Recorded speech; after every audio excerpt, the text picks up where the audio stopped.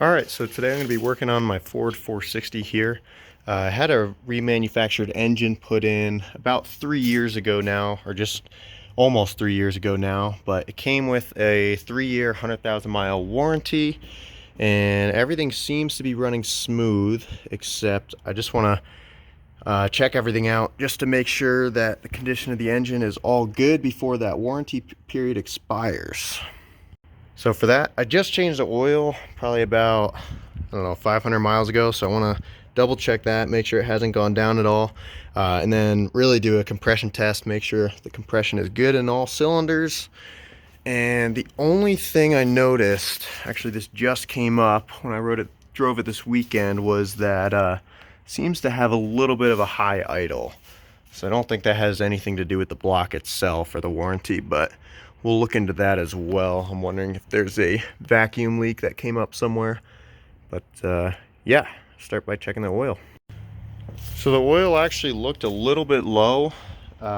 Check the mileage, so it was just about 500 miles, but about, I would say, a quarter of an inch down from full on the dipstick. So not a great sign, but I'm gonna move on to a compression test here. That should give us a better idea of what's worn out. So for that, I'm just using a standard compression tester and of course a spark plug socket to pull the plugs out. And then I'll show you how I do the compression test.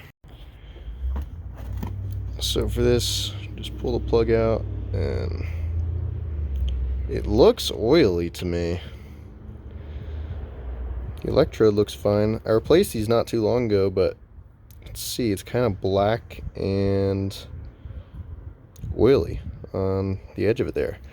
So that could be burning oil, but yeah, we'll see what the compression is. Again, standard compression tester. I'm just going to take the hose for it here. You don't want it to thread in any further than the spark plug would, because otherwise it might hit the piston.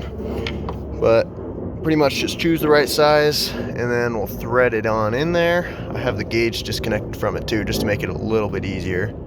And now that that's all hooked up, I'm gonna come over here. We don't want the engine to start, so I'm just gonna disconnect this center plug, which comes from the coil pack. That way there's no spark going to any of the spark plugs here, plugged into the distributor, and the engine won't start. So I'm just gonna go ahead and crank it over with the throttle all the way open. So everything tested good here. All the cylinders had about 140 psi compression, and they were all even, which is the other important thing. You don't just want good compression, you want all cylinders to be even. But everything checks out, so I don't think there's anything wrong with this engine. But yeah, so since the compression was good on the engine, there's a couple other things I wanted to check to make sure that this thing isn't burning oil. One being the PCV valve, and then the other being the crankcase vent.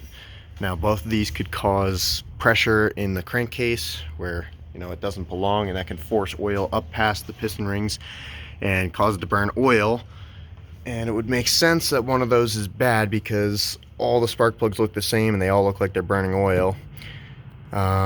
So yeah, we'll go ahead and check those and make sure that those are all good. So here's the PCV valve, and it seems to be moving properly, so that's probably not the issue. This thing literally just pops out of there.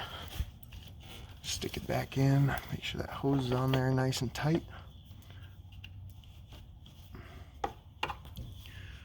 So now I'm going to check the idle air control valve, just because of that high idle.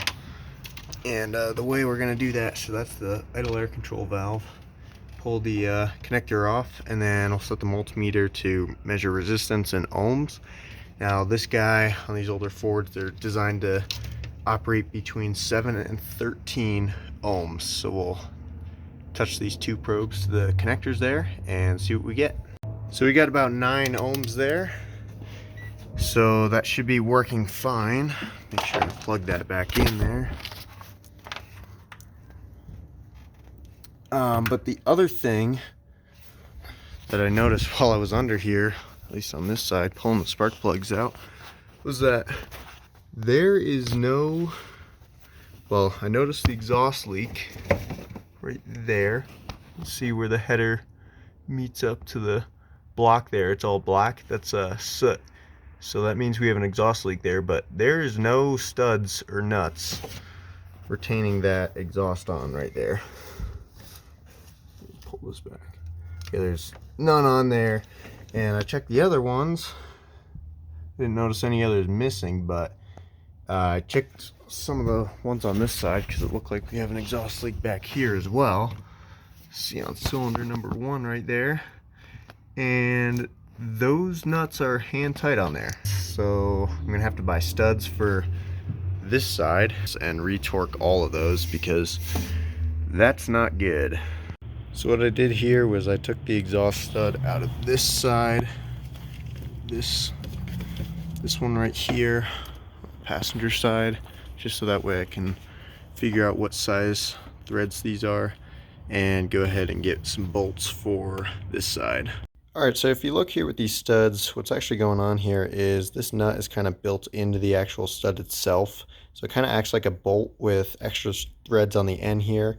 And these threads on the end are just for securing a heat shield around the spark plugs and everything else. So it looks like we don't really need one of these since there's no heat shield on the cylinder with the 2 missing bolts. So I got 2 bolts here, both grade 8 with a flange on them. So these should work perfectly. And I also figured out, obviously from this stud that I took out, these threads are 3/8 by 16. So I actually wound up chopping both these guys down, but you can see I got the first one in there and I'm about to do the second one. But you always want to remember to put anti-seize on exhaust manifold bolts because it'll make it a lot easier if you ever have to take them off. Although I guess in this case it looks like they all wiggled themselves out instead of getting stuck in there. But you want to get this stuff with a copper. This stuff works the best. So I have a new PCV valve here.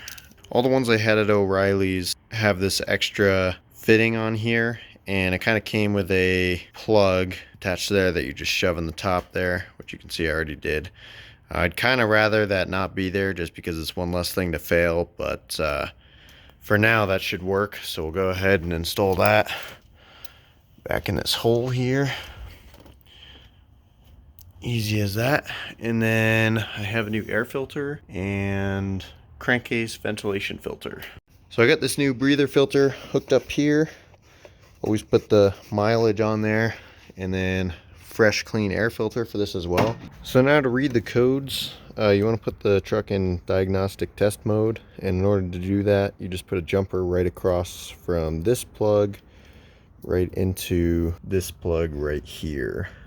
Now what I did was I just made this jumper and zip tied it right to the harness so that way it's always with the truck in case I ever need to read the codes. So I'm going to do the key on, engine off test first here. So I have the jumper wire hooked up as I showed you guys, and we're going to turn the ignition on now. Got radio off, air conditioning, blower motor off, everything else. So there's no load, and here we go.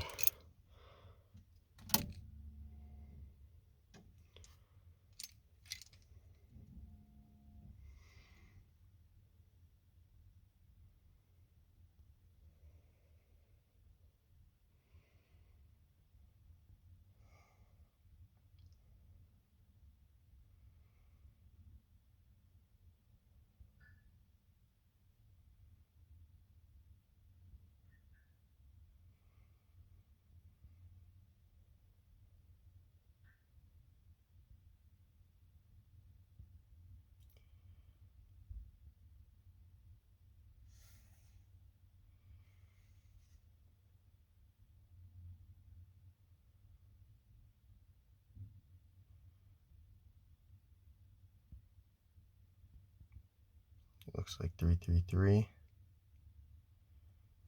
and it looks like that's it. So now we're going to do key on, engine on tests. So for this, what we're going to have to do is, I have the jumper wire hooked back up, but I disconnected it, started the engine for a little bit, and now it's up to operating temperature. So now that I have the connector back on there, I'm going to start the engine, and this check engine light should flash 4 times, which indicates that I have a V8 since it's half the amount of cylinders. And then I'm going to quickly turn the steering wheel about half a turn and release it. and then it'll display any power steering codes I might have, and then I'll also press on the brake after any of those codes are displayed. Then afterwards, Haynes manual says here that it might request a engine goose, which you basically floor it for a split second, and then it'll read any codes with your map sensor, airflow sensors, or ignition timing, and then anything else like that. Now after all that, it's gonna do a ignition timing advanced test where it'll advance the ignition timing, but for that I don't have a timing light, so I won't be able to test that, but I think all that stuff should be set, so I'm not too worried about that. Let's go ahead and start the truck.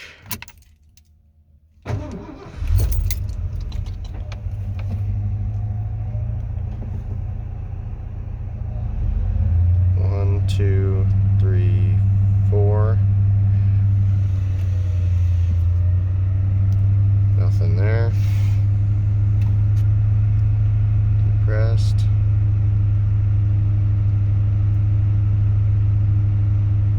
And nothing.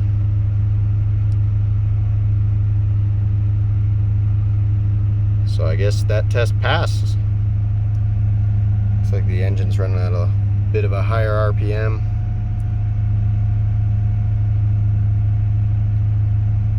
So it might be advancing the ignition timing. So, yep. So these are the codes I got. I got 1 1 1 1, and then another 1 3 3 and 3 3. So I believe that these are just passes, so those don't mean anything. This is a separator code, so these are the stored memory codes.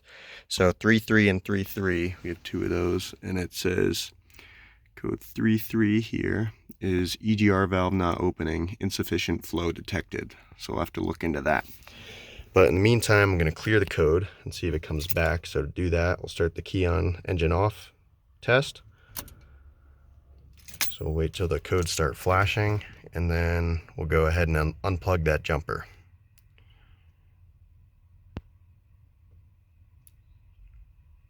All right, there we go. Come back in here and just unplug it. Hear the fuel pump there. So that should hopefully clear all the codes. So now that those codes are clear, let's see what it reads. Make sure they're actually cleared.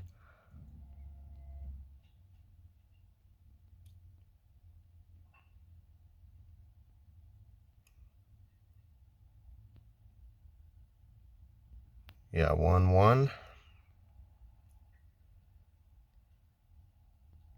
1 1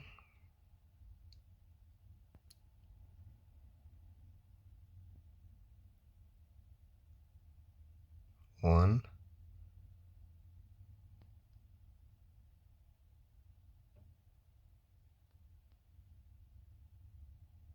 1 1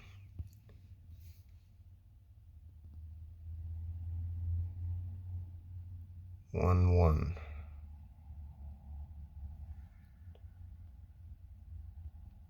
So that's it. I think those are all pass codes, and we don't have that 3 3, so I'll drive the truck around for a little bit and we'll see if that code comes back. So since we got a code for the EGR, what I'm going to do here is I'm going to go ahead and run through all the tests for the EGR, exhaust gas recirculation. So the first test is going to be to pull this vacuum line off, and we're going to test whether or not the EGR valve can open and close. So to do that, I have a manual vacuum pump here, and we're going to connect this directly to the line on top of the EGR. So I have the tester hooked up here. I had to make a little adapter there just to get the hose small enough to put on that fitting. And we want to apply 5 to 6 inches of mercury, which is the units for pressure. So we got 6. And it shouldn't drop more than 1 inch of mercury in 30 seconds. So it looks like that's holding. So here we are about a minute later, and the pressure didn't drop at all, so that passed. So now we want to test whether it's actually opening and closing. So the first thing we want to do is unplug the idle air control solenoid. So with that solenoid plugged in, the computer in the truck would automatically try and raise the engine RPMs while we're trying to do this test, which should lower the RPMs by about 100 or more, and the engine should run rough. So what we're going to do here, now that that's unplugged, is start the truck, and I'm going to have to use the throttle as well just to keep the engine idling. So use a little bit of gas,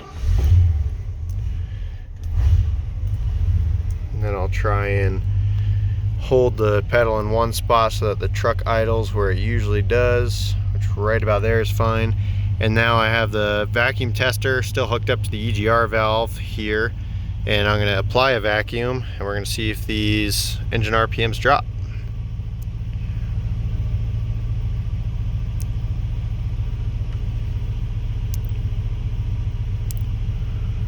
It doesn't seem like they're doing. Let's try that one more time. Maybe a little bit lower. Try it right there, and I'm holding the pedal as steady as I can. Try it one more time.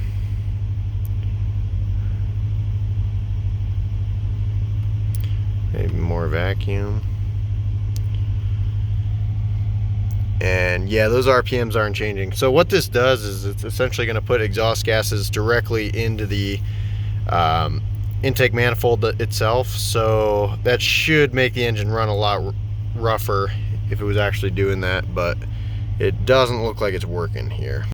So since this valve doesn't seem to be working properly, we're going to go ahead and remove it and see if there's any carbon buildup or anything preventing it from moving, or whether these passages here in the intake and exhaust side are clogged in any way. So in order to do that, looks like we got two nuts, one down there and one on the other side, kind of in the back right there, and then this fitting here on the bottom, and of course this connector here, and we already have the vacuum line off. So let's go ahead and remove that.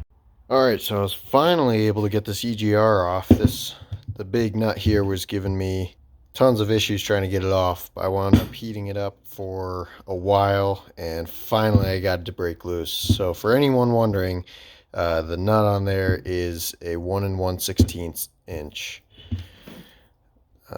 But yeah, so I got this thing on the bench here, and literally I was just messing with this, so I attached the vacuum line up again, and I put a bunch of vacuum on it. It was probably about 15 or 20 units there, and it broke free. I saw it break free, and now it seems to be moving up and down there properly. Let me see if I can get it so you can see it here. So now when I apply vacuum, the valve moves freely up and then back down. So it looks like it's working properly now, and it's still holding a vacuum, but I am going to try and clean up a lot of those carbon deposits in there, because I'm pretty sure that's what was clogging it up in the first place. Alright, so I got this valve much cleaner and still operating as it should, and the valve itself isn't losing vacuum. It's been on my bench for a while and it hasn't dropped. But that is only part of the fix. So now if we go back here, obviously that thing was super caked up with carbon, and this tube was a lot worse. I was trying to burn some of it out with a torch, which is why it's smoking right now. But as you can see, if you look in there, there's still plenty of carbon in there. And there's not so many chunks anymore, but there sure was. And there's also a bunch of carbon in here, as well as what looks like some oil. See, that's all nasty. So we need to clean all this out of there to make sure that none of these chunks actually enter into the engine itself and harm the piston rings or the cylinders or anything like that. So in order to clean this out, I already used a brush to kind of get the end there, but I wasn't able to find one that would kind of snake down this whole tube there. So what I'm going to try and do is, I have this old welding liner, but this is kind of like a steel spring. But what I want to try and do is just snake this down in the hole there, so as far as I can get it.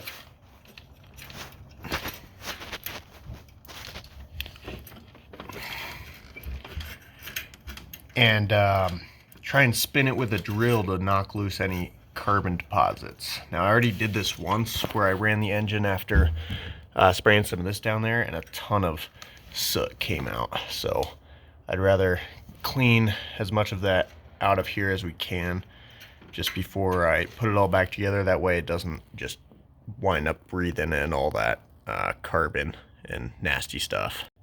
Alright, so that seemed to work pretty well. Just ran the truck for a little bit, gave it a couple revs, not too long because it's going to be running super rich with the, obviously this is a big exhaust leak before the O2 sensor, so you don't want to run it too long, but just enough to kind of spray everything out of there and make sure there's nothing clogged in there that's going to get into your engine. So now we're ready to put this thing all back together. So I got this thing all back together here. Of course, put some anti-seize on the threads for the exhaust side of the EGR, so that way it doesn't seize up on me again and I can get it off nice and easy. But the engine seems to run super smooth now, so I think that's a success. So since this thing was running so rich before, I want to check the O2 sensor here. Now this sensor detects how much oxygen is in the exhaust and adjusts the fuel air ratio accordingly. So if it's running super rich and it doesn't detect a lot of oxygen, it can lean the mixture out. But obviously if the sensor is super dirty from running rich for a while, then well, it's not going to be able to detect oxygen as well as it should. So I'm going to pull the sensor out. Now this sensor is not super old, so I'm going to try and see if it's dirty, if I can just clean it instead of replacing it. Normally I would replace it, but since this thing is so new, I'm going to try and get away without doing that. So I'm going to go ahead and pull it off. Need one of these O2 sensor tools here. I just rented this from AutoZone and should fit on there nice and snug. Grab a 1/2-inch ratchet, attach it to the tool, and pull it off. So this is the sensor, definitely pretty dirty, and we're going to try and clean it by spraying it off with this stuff. This stuff leaves no residue, which is important. Alright, so that cleaner didn't get us too far here, but what I'm going to try and do is just stick it in the ultrasonic cleaner here. I have just dish soap and water. So this is getting hot now, and then obviously I'm holding it with some vice grips here just to prevent the whole sensor from going in, because I'm really only trying to clean the end here and I don't want any water getting inside the sensor itself. So yeah, we'll let this run for about 30 minutes and see if that cleans it. There is a good chance that this might destroy the sensor, but I think it's safe to say that this thing's already pretty dirty. So if it does break the sensor, I'll just buy a new one, but worth a shot. Oh yeah, look at all that. Alright, so this is it after cleaning here. You can see I got the carbon off all the way in some spots. Not all of them. I could have probably left it in for a little bit longer, but I'm worried that it's going to break the sensor for good. So we're going to go ahead and throw this back in, and hopefully it still works. So it's just under here checking my transfer case fluid, since we have a little bit of a leak here. And the fill plug is all stripped out. Right, because that's how you check the oil level. You just take this out and the oil level should be about right at the height of that plug there, but it was so stripped out I couldn't get it out. And I got these guys, which kind of, you just hammer them in. Obviously this one's not stripped out, but the other one was pretty rounded. You just hammer it in and then turn it out, and it worked perfectly right away. See, get this out. Turns right out. Must have been in there super tight before. And it looks like the fluid's still full.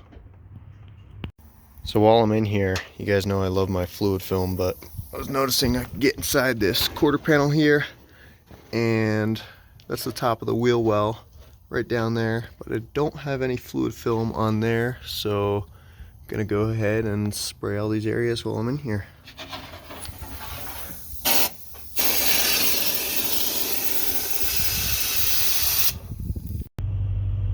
Alright, so I got that O2 sensor back in, and this truck seems to run butter smooth. It's not throwing any codes at me, and I actually did a fuel economy test before and after I cleaned that sensor.